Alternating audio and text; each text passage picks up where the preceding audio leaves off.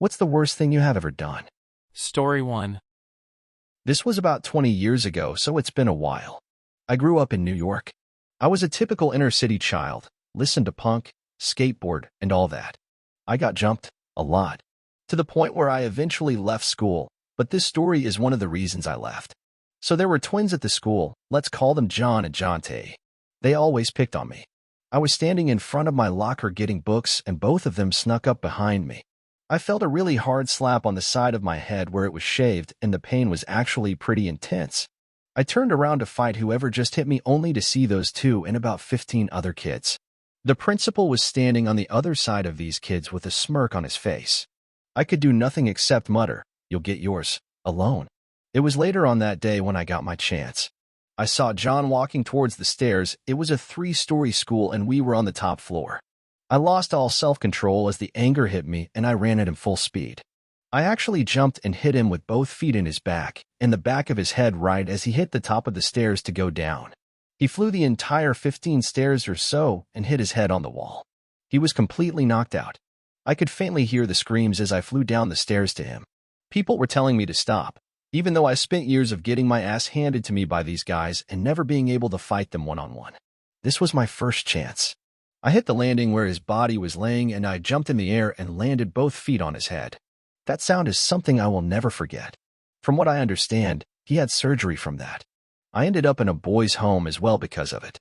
But to this day, I feel incredibly shitty that I ever did this to him. It just goes to show what can happen if you spend so long getting physically abused by people and not having adults who are willing to intervene. Before you say, I am absolutely horrible for this. This happened 2 years earlier. I was skating home with some friends. We were on the road, and who walks out of a store but the twins? They see me and my friends, and the first thing John, the one I drop-kicked, threw a full Snapple bottle at me. It hit me right in the nose and shattered the bridge of my nose.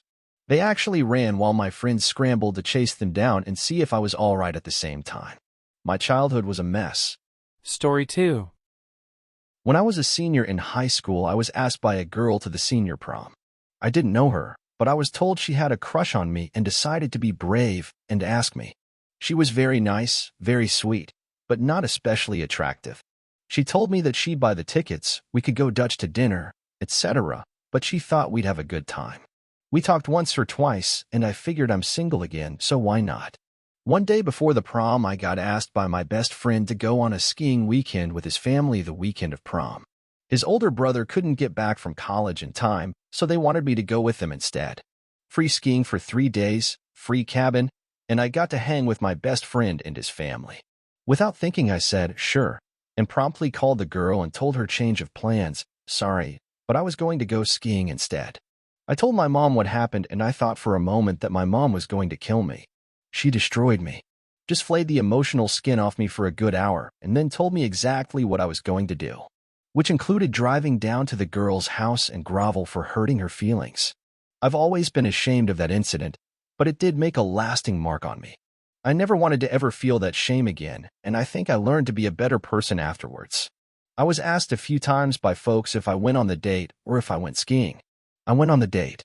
I arrived at her house and was met by her father, who told me in no uncertain terms that he was aware of what I'd done, and I was lucky he wasn't beating me right there on his doorstep.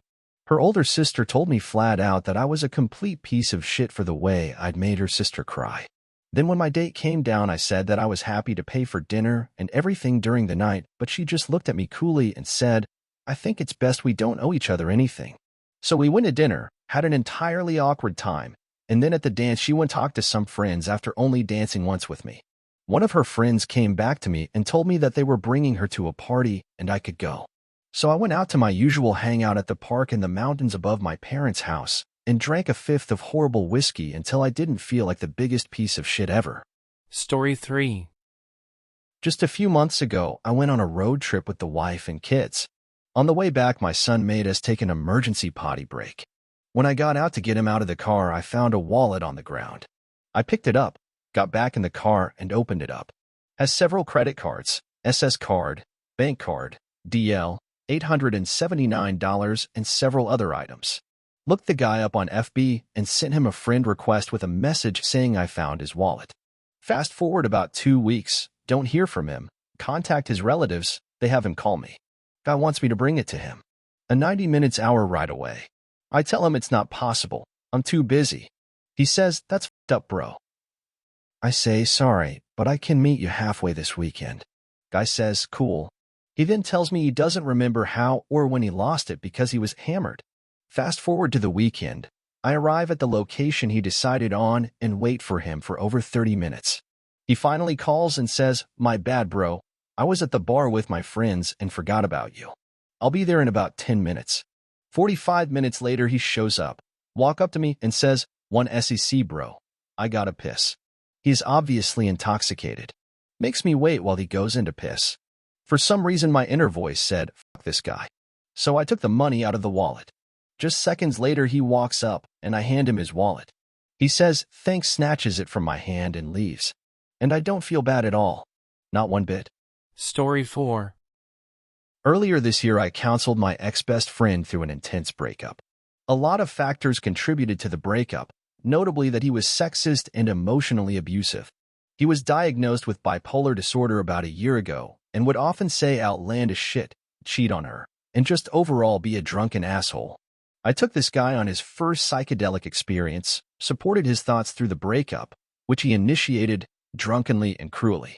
Had always been there for him, as he had always vented to me about her if things went sour. I felt bad for her during this, but mostly stayed on his side, as while we had both been friends with each other, he was my dorm neighbor in freshman year of college. That was over 2 years before this, and was approaching my 3rd year of friendship. I could tell he was hurting, but every indication told me he wanted nothing to do with her anymore. I had talked to her at parties to get her perspective, and I realized that my assumptions were true. He told her he had never wanted her to come, and he didn't want to see her at all. Maybe in the context that he didn't want to see her hooking up with people, maybe because he didn't want to see her face. I'm still unsure. I later learned how many of the things I was told about her were untrue, and that what he had vented to me about was an entire misrepresentation of her character as a way of keeping their lives separate from the rest of his friends. 3 weeks after the breakup, at a rave, where he was DJing, I hooked up with said girl. Somehow he did not see us together. I thought nothing of it overall, until we had sex that night. For many nights and weeks he was pining for her to come back to him, while I was there in the room with her, receiving the texts. They had broken up before, but never permanently, and she had never done anything between this time with anyone else. We kept fooling around, and the texting became more frequent and desperate, and she was not returning the routine of, maybe I will get back with you. At this point, I knew shit was going to eventually hit the fan. Around a month later, we told him we hooked up once, after we had effectively spent 5-7 nights together each week. He unfriended me on Facebook, threatened to break my jaw, and took any shit he had left at my house. Effectively, this is how the situation was left. As of today, and since July, I have been dating her. We spent the most amazing summer of my life together and have never been so close to someone I've dated. I love her, and we are doing well. Love is the strangest beast I have yet to encounter.